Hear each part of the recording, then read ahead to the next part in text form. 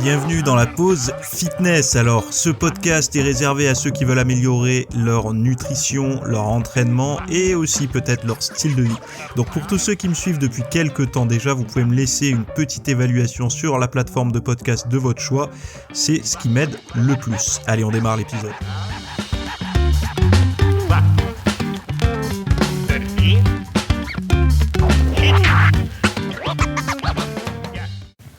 Salut à tous, j'espère que vous allez bien. Nouvel épisode aujourd'hui. Alors toujours pareil, des épisodes qu'on écoute alors que le climat il est pas top franchement là pour s'entraîner. Je sais qu'il y en a beaucoup. En fait, la problématique que je vois tout doucement, alors pour ceux qui s'entraînent dans les salles de sport, enfin surtout pour les pratiquants de musculation, qui ont mis des années finalement à organiser des routines d'entraînement, des horaires, c'est-à-dire qu'ils allaient à la salle après le travail ou autre. Là, ça commence à poser sérieusement problème parce que ces personnes-là qui avaient mis un certain nombre de mois à se routiner, à s'habituer à ça, la situation actuelle vient un petit peu bousculer ça. Et moi, j'aimerais quand même vous dire une chose, c'est que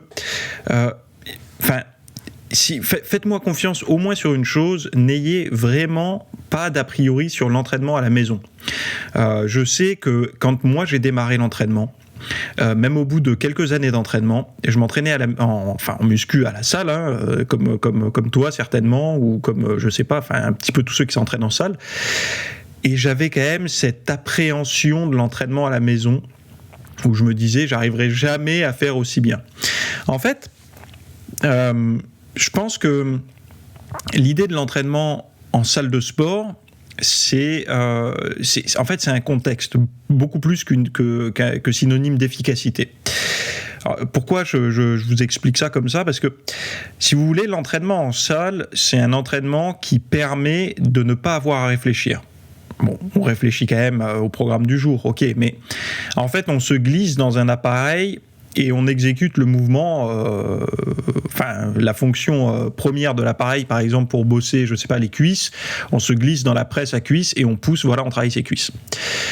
Donc il y a une forme de facilité, de confort à s'entraîner en salle. C'est quand même paradoxal de dire qu'on va forcer dans le confort. Autre chose, il y a l'environnement. L'environnement, ça j'en parle à chaque fois, très régulièrement. Quand vous vous apprêtez à aller vous entraîner en salle de sport, il y a un trajet, donc un temps de trajet, que ça soit de votre boulot à la salle de sport ou de chez vous à la salle de sport. Ce trajet agit sous forme de conditionnement. C'est-à-dire que durant le trajet, c'est le trajet qui vous amène à la salle de sport. Donc au niveau cérébral, au niveau des sens, des sensations, il y a comme un prééchauffement à l'entraînement. C'est-à-dire que vous savez que cette action précède l'entraînement, le trajet. Et autre chose, il y a l'environnement direct, c'est-à-dire que quand vous passez la porte du club de gym, vous avez directement cette ambiance, c'est les odeurs de la salle, les bruits de la salle, les gens, vous les voyez qui s'entraînent, vous voyez le coach ou la personne qui est à l'accueil, et les vestiaires, l'odeur des vestiaires, etc., etc. Et tout ça, c'est du conditionnement. En fait, on est conditionné par des sens. Ce qu'on voit, ce qu'on entend, ce qu'on sent et ce qu'on ressent aussi également au niveau des tripes, quoi. Et toutes ces choses-là, c'est vrai que en l'absence de tout ça, on part sur un terrain neutre quand on s'entraîne à la maison. C'est-à-dire qu'on doit recréer tout ça. Et la problématique, c'est que on a tout un tas de sensations, de sens qui sont activés quand on est chez nous et qui sont pas forcément ceux pour s'entraîner. C'est-à-dire qu'on va avoir ceux pour se détendre, on va avoir ceux pour cuisiner, ceux pour faire du télétravail peut-être, et d'ailleurs le télétravail ça rentre aussi dans cette catégorie. On va avoir toutes ces choses-là, regarder la télé, pour certains ça va être jouer à la console de jeu, d'autres ça va être lire un bouquin, et on est conditionné pour ces actions-là depuis un certain nombre de mois ou d'années dans le lieu dans lequel on vit. Mais en fait, on n'a aucun, pour les personnes qui s'entraînent en salle, on n'a aucun sens activé, donc de point de repère pour se conditionner à l'entraînement à la maison. Et en fait, c'est ça qui pose problème. Parce que moi, je vais vous le dire clairement, l'entraînement à la maison, on n'a pas le luxe de pouvoir faire tous les appareils, d'avoir une poulie vis-à-vis, une super presse à cuisse, toutes ces choses-là, à moins que vous ayez un super home gym, mais bon, ça ne vous concerne plus. Mais on a du mal, et moi-même j'avais du mal à croire qu'avec des haltères, un banc, des élastiques, une barre, des chandelles par exemple, des choses comme ça, ou un ou deux kettlebells, on n'a pas l'impression que ça va être aussi efficace, et pourtant c'est faux. C'est pour ça que vraiment, enfin moi personnellement j'insiste un petit peu là-dessus parce que j'en suis convaincu, parce que je pratique en fait à la maison, hein. C'est pour ça que moi toute la vague Covid, j'avais 1 an d'avance avant que la Covid-19 arrive chez nous, et j'avais déjà à peu près 1 an d'entraînement à la maison, donc j'étais déjà plus ou moins prêt à ça. Mais il y a autre chose sur lequel je voudrais appuyer rapidement, c'est l'ennui. Vous avez dû ressentir, de plus en plus, en tout cas avec la période Covid, là, qu'il y a de l'ennui. C'est-à-dire qu'on ressent de l'ennui assez régulièrement, un ennui parce qu'on est privé de liberté, entre guillemets. À partir de 21h, on ne peut plus sortir. Il y a tout un tas de choses comme ça qui se passent où on ne sait pas trop ce qu'on a le droit de faire, pas le droit de faire.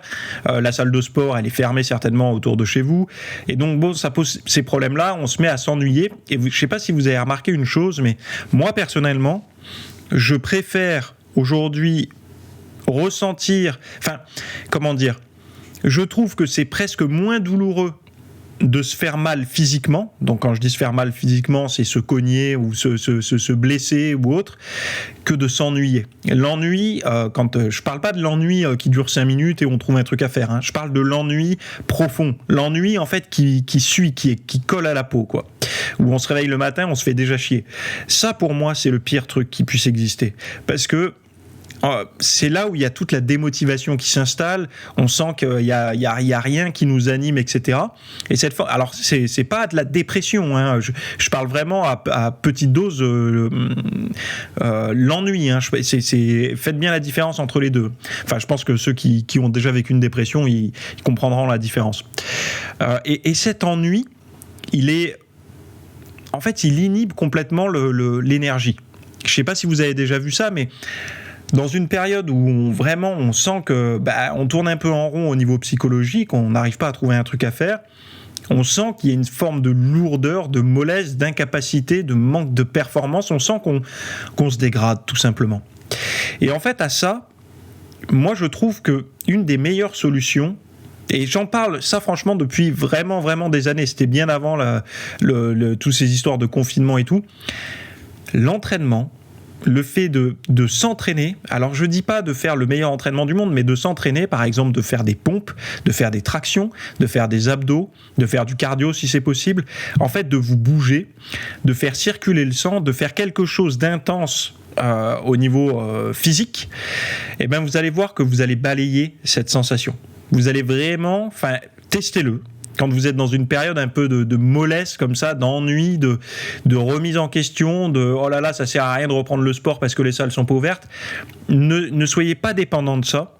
Mettez-vous en route, quel que soit le niveau, même si vous êtes culturiste. Je sais qu'il y a des culturistes qui m'écoutent et qui sont très habitués aux salles de sport et tout ça, et qui là, franchement, ils sont un petit peu perturbés par ça. Mettez-vous le compte à la maison. C'est possible, et je vous garantis que quand vous avez fait une séance de sport à la maison, vraiment intense, c'est comme cette sensation d'avoir fait le job. C'est-à-dire que même la journée, elle peut être pourrie après, vous avez fait le job, vous avez fait ce qu'il faut. Et franchement, je veux pas avoir un discours de motivation, etc., parce que c'est pas mon but, mais c'est vraiment un discours d'expérience. L'idée de se mettre un peu, on va dire, dans le rouge, quelle que soit la forme d'entraînement qu'on utilise à la maison, hein, c'est pas même quelqu'un qui pourrait sortir faire son footing ou autre, de se mettre dans le rouge, franchement, c'est quelque chose, c'est vraiment un gros coup de Karcher contre l'ennui, ce sentiment de pas être capable de faire quelque chose de bien, de stimulant, etc. Donc ça peut être une des raisons pour vous mettre au sport, au sport à la maison, parce que là on va quand même traverser, déjà on a changé d'heure, on va traverser la période froide, on va traverser beaucoup de moments qui seront propices à rester à la maison, donc mettez-le directement en place. parce que et n'attendez pas en fait d'avoir le bon matos quand j'aurai un espace à m'aménager, par exemple. Enfin, vous savez que là j'ai posté là sur mon Instagram, allez voir, j'avais posté quel est votre home gym préféré, j'avais mis 3 images, donc allez voir sur mon compte Instagram, c'est Fitness Smith. Vous allez voir sur mon compte, vous avez la photo. Il y a eu beaucoup de réactions parce que les gens ils aiment bien. D'ailleurs, il y a eu c'est le numéro 1 qui a récolté le plus de votes positifs, je crois. Alors, ce qui est marrant, le 1 pour les hommes, le 3 pour les femmes. Donc j'ai un petit peu regardé, c'est un petit peu comme ça que ça se passe. Enfin bon, bref. Si vous voulez, moi j'adore l'idée d'être indépendant sur l'entraînement, c'est-à-dire de ne pas avoir à dépendre d'une salle ou autre. C'est mon point de vue. Maintenant, j'ai envie de m'entraîner à la maison. C'est comme ça, j'ai pris cette décision. Peut-être que je reviendrai à un entraînement en salle, mais aujourd'hui, si vous voulez, la situation des salles de sport, alors je ne parle pas aujourd'hui avec la Covid-19, hein, je parle aujourd'hui en règle générale, hein, depuis déjà 2-3 ans, j'avais remarqué ça. Les ambiances des salles d'entraînement, je trouve qu'elles se sont, je ne vais pas dire détériorées, mais elles ont évolué. C'est-à-dire qu'elles se sont adaptées à quelque chose. Alors peut-être que je suis devenu un vieux con à 33 ans, c'est peut-être le cas, mais je trouve qu'elles ont évolué dans un sens qui ne me correspond pas réellement. Moi, j'ai connu des salles d'entraînement où le patron était coach, et le patron n'était pas forcément le meilleur commerçant. C'était plutôt un bon coach qui était là pour venir nous voir et qui disait bon alors est-ce que tu tentes de mettre 5 ou 10 kilos de plus sur ta barre aujourd'hui. Il y avait également des relations qui se créaient dans les salles, donc c'est-à-dire qu'on rencontrait des personnes de tous horizons. On pouvait arriver et dire tu fais quoi aujourd'hui, tu fais les pecs, je les fais avec toi, ou tu fais les cuisses, allez je fais les cuisses avec toi. Il y avait une forme de soutien lors de séances difficiles. Je prends l'exemple des cuisses, on trouvait toujours quelqu'un, allez, c'était plus facile à deux quoi, de se mettre un petit peu le compte au squat ou à la presse ou autre quand on avait quelqu'un d'autre, mais on le connaissait pas forcément. Il suffit juste d'avoir échangé une fois avec pour dire demain on se fait les cuisses ensemble, ou qu'est-ce que tu fais aujourd'hui Théo. Moi je me rappelle combien de fois j'ai eu cette phrase-là, c'est des gens qui me disent tu fais quoi aujourd'hui Théo, allez je m'entraîne avec toi, parce que les gens ils savaient que j'aimais bien me mettre le compte, donc quand ils voulaient se mettre le compte, ils venaient s'entraîner avec moi. Mais c'était pas forcément des amis, ni des potes, même pas des collègues de travail ou autres, c'était vraiment des personnes de la salle comme ça avec qui j'avais déjà échangé 1 ou 2 fois qui s'intégraient à ma séance. Et ça, je trouve que ça s'est perdu. Alors ça existe encore dans certaines salles, mais elles se font rares. Mais en tout cas, les nouvelles salles que j'ai pu tester, il n'y a plus ça. Même, et ça me déchire un peu le cœur, mais même ces salles pseudo, cross-training et tout ça, je trouve que ça s'est un petit peu perdu. Il y a quand même ce côté un petit peu narcissique, indépendant, chacun dans son coin, avec ou sans les écouteurs sur les oreilles, mais vraiment chacun fait son petit truc et personne ne se mélange. Et pourtant, sachez une chose, je suis plutôt, comme dirait Lilian, si tu m'écoutes, il m'appelle un peu Lucky Luke parce que je suis un peu le cow-boy solitaire. Moi, hein. Je suis quand même assez fermé, assez dans mon coin, surtout quand je m'entraîne. Mais quand même, j'avais cette petite ouverture avec les gens, de pouvoir partager une bonne séance. Je sais que c'était plutôt positif. Et bon, en fait, c'est pour ça que moi j'ai commencé à m'entraîner à la maison. Donc là je vous fais un long monologue là-dessus, hein, mais de toute façon mon podcast c'est un monologue. Mais c'est voilà, j'ai retrouvé presque, si vous voulez, je ne vois plus. Pour moi, m'entraîner à la maison ou m'entraîner en salle en 2020, là, enfin en tout cas si on enlève l'histoire du Covid, enfin de la Covid, je trouve que il n'y a pas énormément de différence parce qu'on était déjà très indépendant, très solitaire en salle. En fait, on répète la même chose à la maison, quoi. Sauf qu'à la maison, vous pouvez avoir, si vous avez une copine ou si vous avez un mari ou quoi, vous pouvez vous mettre au sport avec, ou même un enfant, un ado au foyer, vous pouvez peut-être vous mettre au sport avec. Ça peut créer une certaine dynamique, ou même avoir un voisin avec qui vous vous entendez bien, allez on se fait une séance chez toi, chez moi aujourd'hui, de se trouver une petite émulation comme ça. Mais bon, en tout cas une chose est sûre, c'est que pour l'ennui, pour vous savez ce sentiment qu'on a tous en ce moment-là, ce sentiment un petit peu dont on est privé de sortie, on est puni, garantit que l'entraînement vous libère de ça. Et même quand vous sentez que c'est pas bon, que c'est pas le moment, vous sentez que votre corps il est pas prêt à ça, je vous garantis que plus votre corps vous envoie ces signaux-là, plus ça veut dire que vous êtes resté peut-être trop longtemps en statique, assis, allongé sur le canapé ou autre, et plus c'est le moment en fait de vous bouger, quoi. Donc bon, l'entraînement à la maison, je vous garantis que ça fonctionne. Allez voir mes photos sur Instagram, ceux qui sont les plus sceptiques. J'aime pas donner des preuves comme ça, mais bon, il y en a qui aiment bien voir des photos. Vous pouvez très bien vous entretenir. Et encore une fois, n'attendez pas, oui, c'est là où je voulais en venir, n'attendez pas d'avoir le home gym parfait, le home gym idéal, le home gym de rêve. Parce que oui, on a besoin de rêver. Moi, j'ai des rêves aussi d'avoir le super home gym avec vous savez, j'ouvre une porte de garage, un garage à double entrée, là, vous savez, ces grandes portes à l'américaine où on peut mettre 2 voitures de front. Et un côté le home gym, l'autre côté une vieille bagnole de collection, 2-3 canapés en cuir, enfin 2-3 fauteuils en cuir, une petite table pour jouer au poker avec les potes. Voilà, un peu l'idée du repère masculin, on va dire un peu viril. J'adore ça, mais je vais pas arrêter de m'entraîner tant que j'ai pas ça. Je préfère commencer à m'entraîner directement.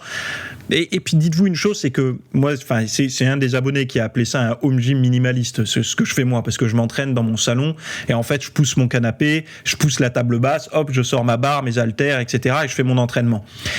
Quand on est capable de faire ça, tout ce qui va arriver ensuite sera mieux. Je veux dire, je vis pas dans un manoir. Je vis pas dans une super villa, je vis dans un appartement, certainement comme beaucoup de personnes. Et je me suis dit, il faut que j'arrive à m'entraîner dans cette configuration-là. Je me laisse pas le choix, donc c'est-à-dire que mes achats pour mon équipement ont été réfléchis. C'est-à-dire, oui, mais je peux pas m'amuser à prendre par exemple une super machine, comment ça s'appelle cette marque Power Tech, je peux pas. Parce que je vais pas la laisser au milieu de mon salon. J'ai pas envie de transformer mon logement en salle de sport.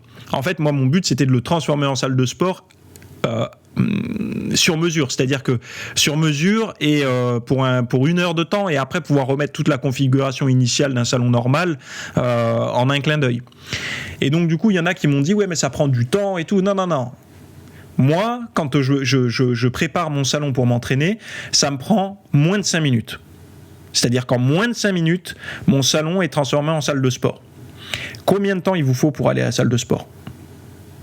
Combien de temps il vous faut pour vous changer, etc., dans les vestiaires et commencer votre séance de sport, le temps de trajet et tout. Même si vous avez la salle de sport dans la rue, je vous garantis que moi, je vais plus vite pour démarrer ma séance que quelqu'un qui veut s'entraîner, même si la salle est en face de chez lui. C'est très rapide. Et en fait, ça, c'est une fausse excuse de dire « Ouais, mais ça prend du temps ». Non. Le temps, c'est vous gagnez du temps à vous entraîner chez vous. Il y a un gain de temps énorme. Et en plus, vous avez le luxe de pouvoir vous entraîner après 21h, ce qui est quand même sympa en ce moment, et avant 6h du matin, ce qui est aussi sympa en ce moment. Vous avez cette liberté-là. Bref, je m'arrête là pour ce sujet-là. Je voulais juste vous faire une petite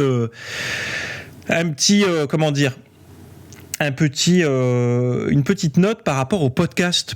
Alors, je sais pas si vous m'écoutez sur Apple Podcast. Moi, j'adore Apple Podcast. J'écoute quasiment tous mes podcasts sur cette plateforme-là et je me suis rendu compte d'une chose, c'est que Apple Podcast, finalement, c'est de l'actualité. Pourquoi je dis c'est de l'actualité ? Parce que vous regardez bien, vous allez voir que alors je sais pas si vous êtes podcasteur ou juste auditeur, mais vous allez voir une chose, c'est que les anciens épisodes sont supprimés et remplacés par les nouveaux. C'est-à-dire que Apple Podcast ne garde pas l'intégralité des épisodes sur la plateforme. Donc si par exemple vous allez, moi dans mes podcasts, vous n'allez pas retrouver les podcasts que j'ai fait il y a 2 ans, voire même ceux de l'année dernière, ils sont peut-être pas tous. Donc la solution que je vous donne pour avoir une valeur sûre, quelque chose qui reste, c'est-à-dire que si vous voulez écouter tous mes premiers épisodes, ça se trouve il y en a qui m'écoutent que sur Apple Podcast et ils pensent qu'ils ont fait le tour de mes podcasts, mais c'est pas le cas, je vous garantis qu'il y en a bien plus qui vous attendent ailleurs. Abonnez-vous sur YouTube. Alors vous allez sur YouTube, je vous mets un lien dans les notes là de l'épisode. Vous avez un lien qui s'appelle écoutez ce podcast sur YouTube à cette adresse. Vous cliquez, vous vous abonnez, vous mettez la petite cloche si vous avez envie de recevoir une notification ou autre, mais au moins vous allez avoir accès à la playlist complète de tous mes podcasts. Donc c'est-à-dire que les anciens, les nouveaux, tous. Et au moins vous serez avertis de ça. Vous n'aurez pas besoin de vous connecter pour savoir s'il y en a un ou pas. Donc vous vous abonnez, vous mettez la petite cloche et comme ça vous êtes tranquille. Parce que toutes les plateformes de podcast, elles font comme un espèce de ménage. Bon, ça c'est bon, ça date de 2019, on enlève. Non. Moi, je fais pas un podcast 100% actu. Il y a quelques actus dans mes podcasts, mais je fais aussi des podcasts où je réponds à des questions. Et ces questions-là, quand j'y ai répondu, j'essaye de pas trop revenir dessus. Donc, du coup, ça vous permet d'avoir des réponses qui ne seront plus traitées. Donc, allez voir les anciens, c'est quand même important. Bon, fin de la petite présentation de cette problématique. Voilà. Troisième chose, je voudrais répondre à une question. Alors là, la question va être longue, elle m'a un petit peu touché, donc je vais prendre du temps pour vous la lire, pour bien comprendre. C'est un sujet assez particulier. Alors, la question, j'ouvre mon petit dossier des questions. Alors, sachez que pour me poser votre question, vous avez également un lien dans les notes de l'émission qui s'appelle « Posez votre question ici ». C'est un formulaire anonyme et vous pouvez poster n'importe quelle question. Il n'y a pas d'adresse email, il n'y a pas de prénom. Vous allez-y, franco, il n'y a pas de problème. Donc, c'est ce qu'a fait cette auditrice, visiblement.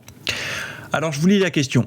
Bonjour Théo, voilà, j'ai une problématique. Je sais d'avance qu'elle ne sera pas très facile à traiter, mais j'aimerais tellement que tu m'apportes quelques pistes de réflexion. Je suis désespéré concernant ma situation et je ne sais plus quoi faire. Alors voilà, je suis une femme de 20 ans, assez jeune, mesurant 1m65 et je pèse en ce moment 74 kg. J'ai commencé le sport à 16 ans, donc en 2016. Au début, c'était seulement du cardio et des cours collectifs. Puis en 2017, j'ai commencé à m'intéresser à la prise de masse, sans pour autant être focus sur la musculation. Je musclais seulement le bas du corps. En été 2017, j'ai commencé ma première sèche. Elle était drastique. Sur le coup, je ne me rendais pas compte puisque je voyais que je perdais du poids très vite. 800 à 1000 calories par jour. Aucun glucide, pas de gluten ou encore de produits laitiers. En l'espace de 10 semaines, j'ai perdu 10 kilos.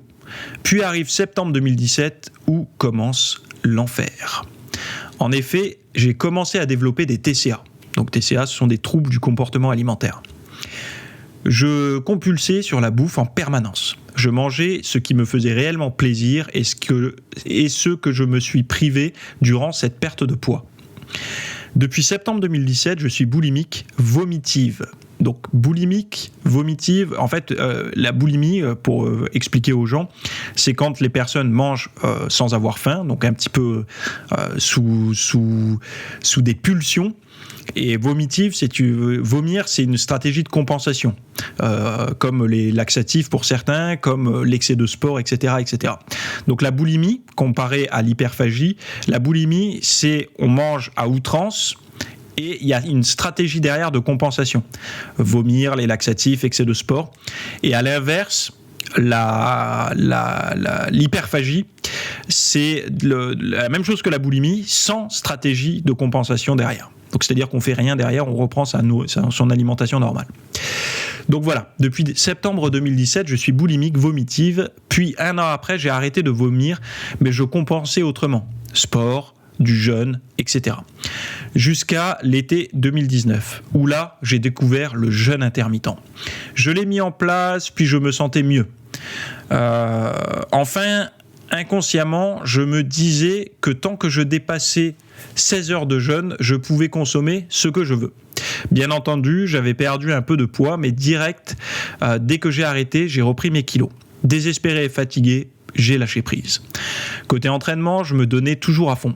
J'avais un entraînement basé push-pull legs, couplé à de l'entraînement axé powerlifting. Alors pour ceux qui ne savent pas, le push-pull legs, push, c'est des mouvements de poussée. Donc vous faites une séance où vous faites que des mouvements où vous poussez. Pull, c'est des séances où vous tirez. Donc tous les mouvements où vous allez tirer plutôt en flexion. Et leg, c'est des séances bas du corps. Donc couplé à l'entraînement axé powerlifting, donc des entraînements de force. Puis vient le confinement en mars 2020. Comme j'avais très peur de grossir, j'ai commencé à me consoler, à me contenter, je pense, à me contenter que d'un seul repas par jour. Je me disais que j'allais perdre du poids. Je faisais beaucoup de cardio et je maintenais mes entraînements de musculation à la maison. Effectivement, j'en ai perdu. Suite à ça, j'ai eu des commentaires positifs sur mon physique, mais pour moi, ce n'était pas assez. Il fallait que je change ma manière de m'alimenter. J'ai commencé à calculer mes calories, mais impossible pour moi de tenir plus de 3 jours. Depuis plus d'1 mois, mes crises de boulimie sont revenues. Je ne sais pas et plus quoi faire. J'ai l'impression que rien marche sur moi. Comment retrouver un rapport sain à la nourriture ? Comment s'alimenter sans que cela devienne une obsession ? Enfin, comment arriver à perdre du poids sans culpabiliser ? Merci à toi. J'espère que tu auras lu ce gros pavé. Je te remercie. Hop là, le micro est parti. Je te remercie pour ton investissement et ton travail pour nous fournir du contenu de qualité aussi bien gratuit que payant. D'ailleurs, je suis passé à l'abonnement VIP et je ne regrette pas car j'ai appris beaucoup de choses grâce à ton contenu VIP. Merci pour ton soutien. Merci encore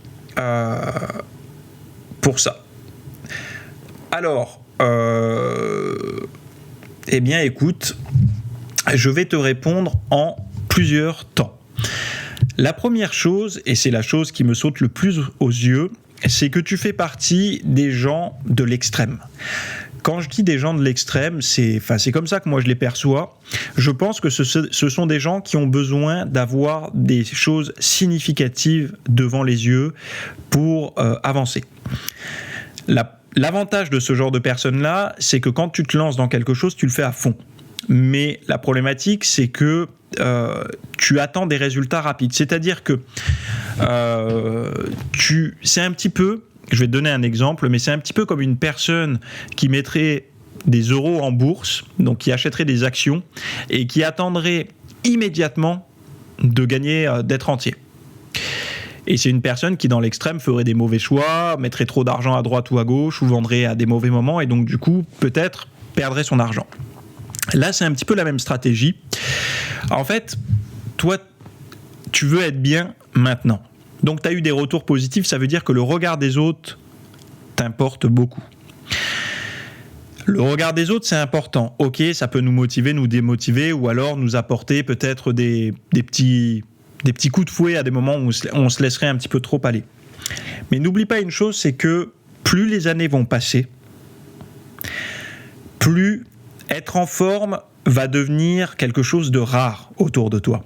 C'est-à-dire qu'à 20 ans, aujourd'hui, visiblement, tu as 20 ans, donc tu es jeune. Franchement, tu es tranquille, pas de problème. À 20 ans, la compétition entre toi et les autres, elle est rude. C'est-à-dire qu'il y a beaucoup de personnes à 20 ans, beaucoup de nanas, donc je vais prendre le cas des nanas, mais ça marche aussi pour les mecs, mais c'est un petit peu différent. À 20 ans, vous êtes toutes très, on va dire, j'aime pas utiliser ce terme-là, mais vos atouts de féminité, etc., ils sont quasiment présents chez toutes, sauf celles qui sont malheureusement sujettes à l'obésité ou vraiment à l'anorexie, etc., qui, elles, malheureusement, elles sont dans les extrêmes. Et elles le savent. Et enfin, voilà, penser à une chose, être obèse à 30-40 ans, c'est dur, mais être obèse ou anorexique à 20 ans, c'est très compliqué. C'est une période de la vie, les 20 ans, où l'apparence physique compte énormément. Et quand je dis elle compte énormément, elle compte vraiment beaucoup. C'est-à-dire qu'à 20 ans, on ne vise pas, il faut savoir une chose, c'est que l'apparence physique, c'est aussi pour la séduction. Donc homme-femme, femme-femme, homme-homme, peu importe les orientations sexuelles des uns et des autres. L'apparence physique à 20 ans, c'est ce qu'il y a tout en haut, en tête de liste. C'est-à-dire que c'est le marqueur fondamental pour l'attraction, en fait, entre les individus. Ce qui change à 30 ans, ce qui change à 40, ce qui change à 50, ce qui change à 60, les buts ne sont plus les mêmes. C'est-à-dire qu'après, je ne vais pas vous faire un podcast là-dessus, mais à 20 ans, gardez bien en tête que l'apparence physique, dans le ratio des qualités recherchées, c'est vraiment quelque chose qui se place tout en haut de la liste. Et malheureusement, on a beau essayer de lutter contre ça, pour les femmes, c'est très important. Bref, donc tu es dans une configuration délicate. Mais sache une chose, c'est qu'à 20 ans, beaucoup de personnes qui t'entourent, tu as beaucoup de compétition, entre guillemets. C'est-à-dire que tu as beaucoup de concurrence. Il y a beaucoup de personnes qui sont très bien physiquement à 20 ans. Il y a beaucoup de nanas de 20 ans qui sont très belles, très bien foutues, etc. et certaines sans faire de sport, en mangeant un petit peu ce qu'elles veulent. On en connaît tous et toutes. Donc, ce qui peut se passer pour toi, c'est que t'es peut-être pas aussi doué génétiquement, ou t'as pas autant de facilité que ces nanas-là pour être en forme. Mais dis-toi bien une chose, c'est que vise long terme. Si je peux te donner vraiment un conseil, vise long terme. C'est-à-dire que quand tu vas arriver à tes 30 ans, et 30 ans c'est jeune, je te garantis que d'être en forme physiquement à 30 ans, et d'ailleurs ça sera donc dans 10 ans pour toi, donc je suis pas pressé de voir à quoi va ressembler le monde de la diète et de la sédentarité et tout dans 10 ans. Je peux te garantir qu'à 30 ans, une personne, homme ou femme, qui ne fait pas attention, que ça soit au niveau de la diète ou du sport, le physique, il a vraiment pris cher. Donc du coup, la compétition que tu as aujourd'hui à 20 ans, elle est difficile. À 30 ans, elle sera hyper facile. C'est-à-dire que tu vas te démarquer des autres. Démarquer des autres par ton physique. Et je tiens à te dire que le ratio physique, apparence physique, compte encore beaucoup à 30 ans. Hein. Et il comptera même toujours. C'est juste qu'il y a d'autres choses qui se mettent en avant également. Donc déjà, première chose, vise long terme. Et pour viser long terme, il ne faut plus avoir cette stratégie que tu as toi du court terme. La stratégie du court terme, comment elle s'observe chez toi ? Elle s'observe chez toi par les 800 à 1000 calories par jour. Aucun glucide, pas de gluten, pas de produits laitiers. En fait, tu es dans une stratégie court terme que tu veux appliquer sur le long terme. C'est-à-dire que des diètes comme ça, hyper violentes, c'est des diètes, par exemple, de personnes qui veulent vraiment perdre avant une compétition ou avant un événement X ou Y. Enfin voilà, il y a un but, il y a une date. Et toi, tu n'as pas de borne. Quand je te dis tu n'as pas de borne, c'est que tu n'es pas borné par un événement. Être borné par un événement, par exemple un boxeur est borné par son combat, un judoka par son combat, un coureur par son marathon, un footballeur par son match, etc. Toi, tu n'as pas de borne, tu n'es pas borné dans le temps. C'est-à-dire que en l'absence de borne, tu ne sais pas quand t'arrêter. Et la problématique, c'est que quand tu ne sais pas quand t'arrêter, ton corps va t'arrêter. Et comment il fait pour t'arrêter ? C'est qu'au bout d'un moment, quand tu consommes 800 à 1000 calories par jour, ton corps, non seulement il manque d'énergie, donc au bout d'un certain temps, au début d'une sèche, d'un régime, etc., quand on a des kilos de gras à perdre, qu'on a des bonnes réserves de glycogène et qu'on se réalimente régulièrement pour refaire le plein, il n'y a pas de problème, ça se passe bien. Le corps comprend qu'il se passe quelque chose, il a du mal à libérer du gras parce que le gras, encore une fois, c'est pas la vie, le gras c'est la survie. Rappelez-vous d'une chose, c'est que moi, vous savez ce dicton qui dit le gras c'est la vie, moi je vous dis le gras c'est la survie. Pensez comme ça, vous comprendrez mieux. Donc le gras c'est la survie, donc le gras va être difficile à délocaliser, que même avec la meilleure sèche du monde. Vous allez perdre du gras, mais ça va pas être dans la facilité. Donc au bout d'un moment, ton corps, quand tu vas perdre du gras, il va commencer aussi à perdre certains apports en micronutriments. J'avais parlé récemment de l'approche et de la théorie, comment ça s'appelait déjà ? Triage, qui disait plus ou moins que le corps utilise les micronutriments, etc., donc vitamines, oligo-éléments, minéraux, sur le court terme pour ce qui est aigu, ce qui est à traiter dans l'immédiat. Une problématique, une inflammation, un organe qui flanche, etc. Mais donc du coup, sur le long terme, il va taxer ce qui était prévu sur le long terme pour du court terme. Donc ce qui peut créer à long terme, même à moyen terme, une forme de carence. Et à ton avis, comment le corps peut s'exprimer pour te dire qu'il manque de ça, de tel ou tel micronutriment ? Et bien en fait, ça va se traduire par un appétit démesuré. En fait, il va te réclamer ce dont tu le prives. Alors toi, tu vas avoir l'impression que c'est des glucides, tu vas avoir l'impression que c'est du gras, que c'est ça qu'il faut que tu manges, mais en fait, ton corps cherche, par exemple, si tu as des envies de sucré, peut-être que c'est des problèmes en vitamines, et que lui, il t'orienterait plutôt vers des fruits, des choses comme ça, mais qu'il y a de la boulimie sur d'autres aliments. Donc, j'essaye tu vois là, t'es peut-être en train de te dire, mais tu me donnes pas réellement de conseils concrets. Je veux pas réellement te donner de conseils concrets. Moi, ce que je veux, c'est te donner une philosophie un petit peu différente. Entretiens ton corps pour le long terme. Et entretenir son corps pour le long terme, c'est pas avec des diètes à moins de 1000 calories par jour. Préfère manger plus et de bouger plus que de manger moins en bougeant un peu. C'est bien de faire du sport, le minimum, le 30 minutes par jour, c'est bien, mais ne réduis pas ton sport au minimum syndical. Préfère faire plus de sport qui te permettra de manger beaucoup.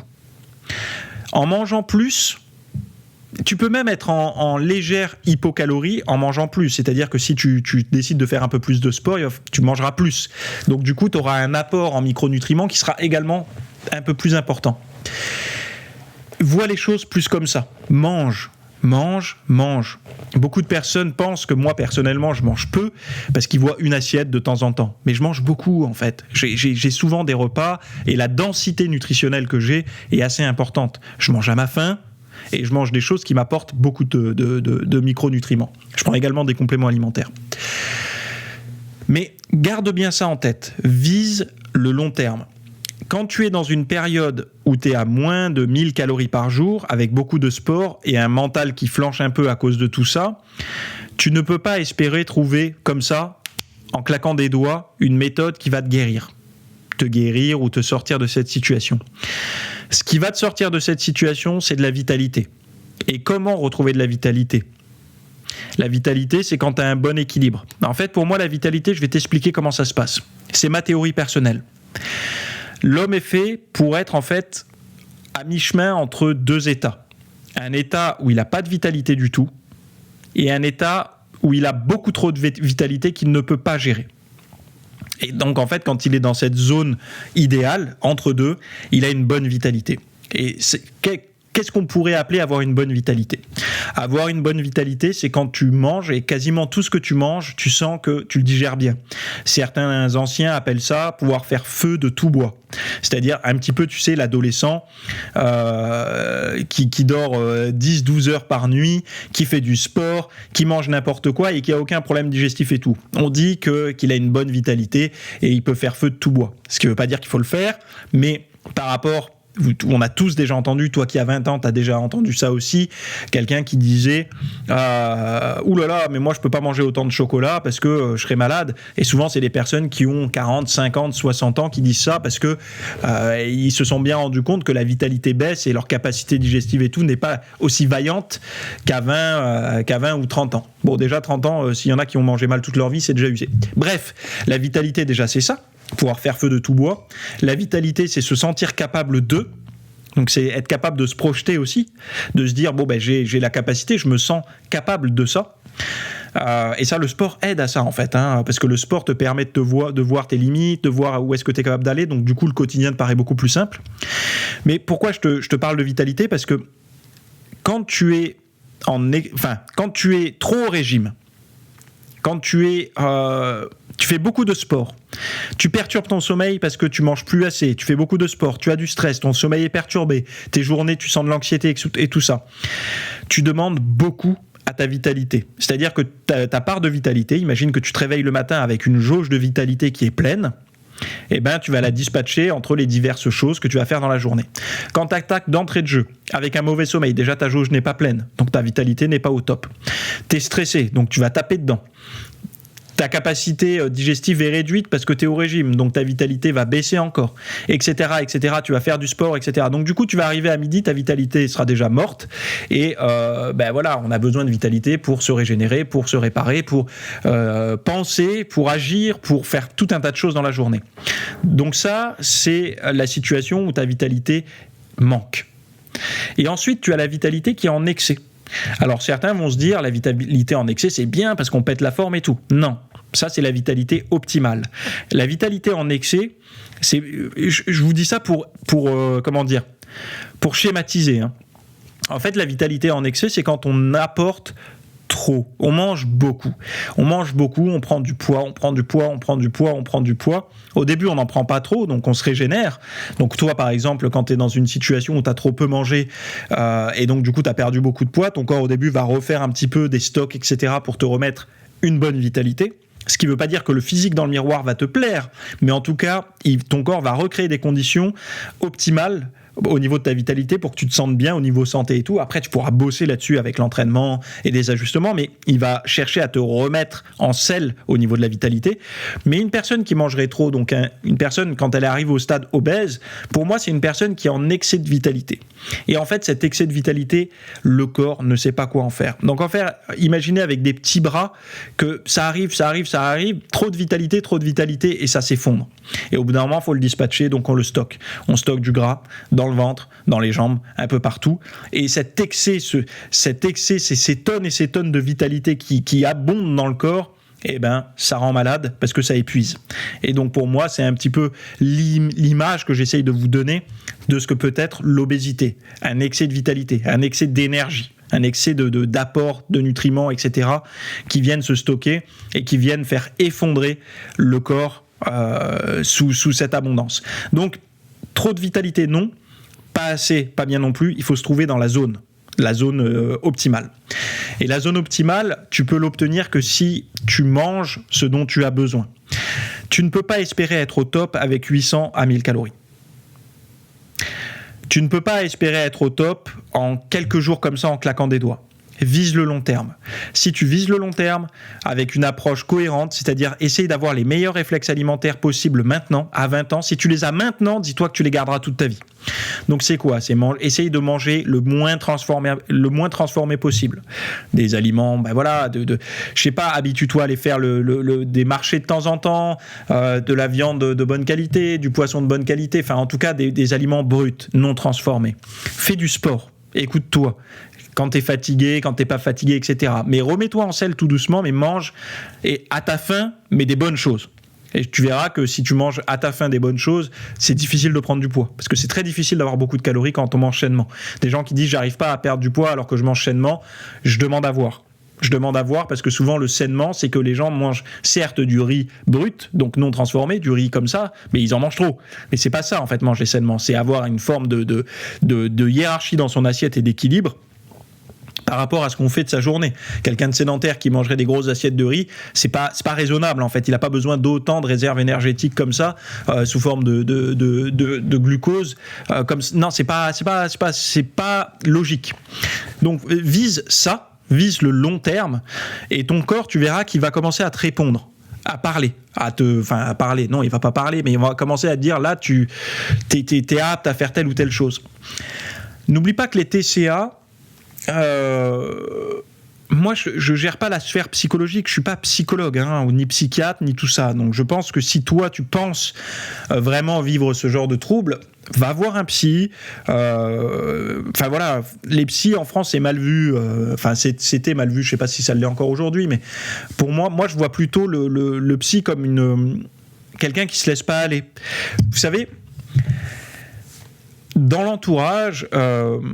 Vous avez peut-être des amis, ou peut-être vous avez la capacité de pouvoir parler avec, je sais pas, votre papa, votre maman, vos grands-parents, et de vous livrer, de leur poser des questions, de leur parler de vos peurs, de leur parler de vos problèmes. Et ils vous écoutent, ils ont des bons conseils, etc.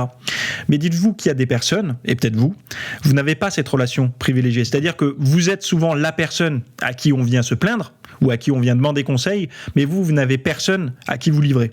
Et moi, je pense que ces personnes ont tout intérêt d'aller voir un psy, non pas pour je ne sais pas quelle raison, mais juste pour s'exprimer, de pouvoir parler, de pouvoir se placer en position de celui qui a besoin d'aide, et pas celui qui donne de l'aide. Parce qu'on le voit beaucoup, ces personnes qui donnent tout aux autres, et qui, eux, ne sont pas capables de se reposer, de se détendre, etc. C'est pas parce qu'ils n'y arrivent pas forcément, c'est parce qu'ils n'ont pas accès à ça. Ils n'ont pas créé de lien, soit avec la famille, soit avec un ami ou autre. Et donc, une personne un petit peu extérieure, etc., ça peut aider. Donc voilà, n'ayez pas honte de ça, beaucoup d'Américains le font, c'est d'ailleurs bien mieux vu, c'est d'ailleurs bien vu d'aller voir un psy dans certains pays, donc ne restons pas avec cette idée un peu trop bornée de français, psy égale fou, quoi. Non. Donc ça, toute la partie psychologique, c'est pas moi qui pourrais t'aider là-dessus, même si j'imagine que mon discours a dû déjà te mettre un petit peu certaines petites puces à l'oreille sur certains domaines. Mais en tout cas, voilà, pense vraiment... En fait, quand tu sens que tout ce qui est sphère d'entraînement, donc ta passion certainement, l'entraînement, la muscu et tout ça, commence à se dégrader, c'est que là, t'es plus dans le vrai. Quand tu as un doute, reviens aux fondamentaux. Reviens aux basiques. Abandonne ton jeûne intermittent, tous ces trucs-là qui sont que des stratégies. Reviens aux fondamentaux. Manger sainement, manger souvent et s'entraîner. Bien dormir et tout. Tu t'en fous de la comparaison avec les autres. Tout le monde... pense une chose, c'est que chaque jour qui passe, quand tu as cette stratégie que je viens de te dire là, chaque jour qui passe, tu vas être de mieux en mieux. Tu vas pas le voir tout de suite. Mais c'est-à-dire que là, à 20 ans, si tu commences à t'entraîner, manger sainement, faire du sport, je sais pas, peut-être 5 fois par semaine, de te faire alors, à 20 ans, profite, si tu as envie de boire du... Ça me fait penser au film, je sais pas si vous avez vu le film Barbecue, où Lambert Wilson dit au gosse à un moment, allez, profite de la vie, bois du coca, va au McDo et bois du coca et le rouge, pas le zéro. C'est un peu ça à 20 ans. Fais-toi plaisir le week-end, bois du coca si t'as envie, bois ta DSP, fais-toi plaisir, quoi. Tu vois, il faut pas t'empêcher de vivre, t'as 20 ans. Vis tes années, c'est des belles années à 20 ans, quoi. Vis-les à fond. Mais si tu as envie d'aller plus loin, si tu as envie d'aller loin physiquement et tout, et quand même une certaine discipline, la semaine, ou alors il faut que ta balance aliment sain représente quand même les 2/3 de ta semaine, quoi. C'est au moins ça. Et puis du sport. Le sport. Habitue-toi à ça. Ton corps, il va te remercier. À 30 ans, tes copines, elles vont te dire, mais toi, t'as de la chance, t'as une bonne génétique et tout, parce qu'elles ignoreront qu'à 20 ans, t'as galéré pour être bien. Ta vengeance, tu la prendras à 20 ans. Tu seras à 30 ans. Ta vengeance, tu la prendras dans 10 ans, quoi, en gros. Les facilités, et investis franchement pour l'avenir. Fais-le vraiment comme ça, parce que je te dis... c'est vraiment, et j'aime pas dire ce genre de choses, mais pour les femmes, les belles années, entre guillemets, quand je dis les belles années, en tout cas les années simples, je préfère dire ça comme ça. Les années simples, c'est plutôt à 20 ans. Pour les hommes, c'est plutôt à 30. À 20 ans, un homme, c'est les années compliquées. C'est-à-dire qu'à 20 ans, un mec, physiquement, il n'a pas un corps d'homme encore. Mentalement, faut dire ce qui est, à 20 ans, voilà, à 20 ans, moi, j'étais pas une flèche, et voilà, à 30 ans, on est mieux, les mecs.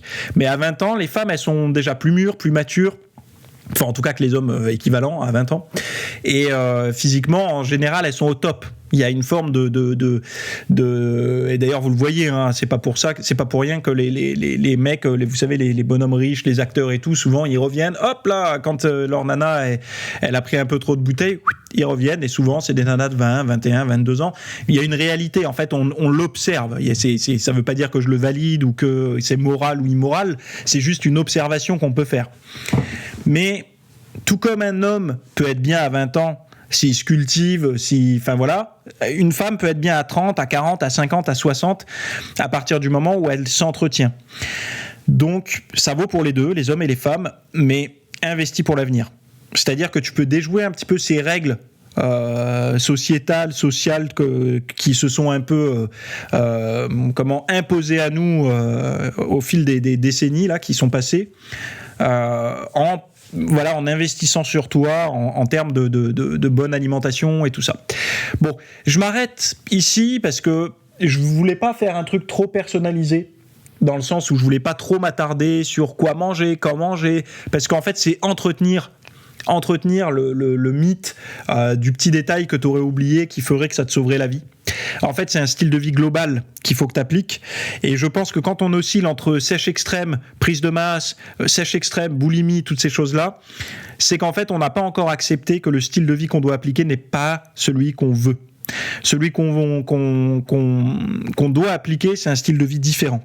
C'est-à-dire un style de vie qui va... En fait, il n'y aura pas de quand est-ce que je vais pouvoir recommencer à manger comme avant, c'est-à-dire les aliments qui m'ont rendu gros, grosse ou en mauvaise santé. Ça reviendra jamais.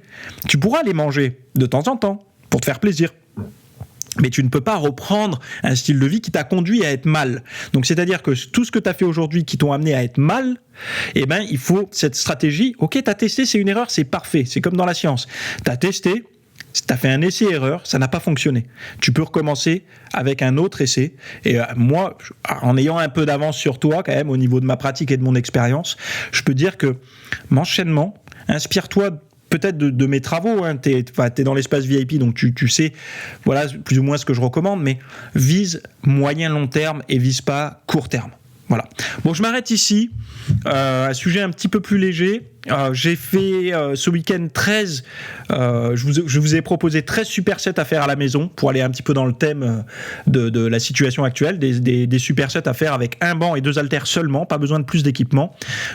Ciblés par exemple sur le bas des quadriceps, sur le galbe des fessiers, sur les pectoraux, sur les biceps. En fait, des muscles que les gens ont souvent du mal à recruter. Je vous ai fait ça. Les vidéos sont filmées. Il y a ma voix off, il y a tout. Le lien, vous l'avez en description pour aller voir.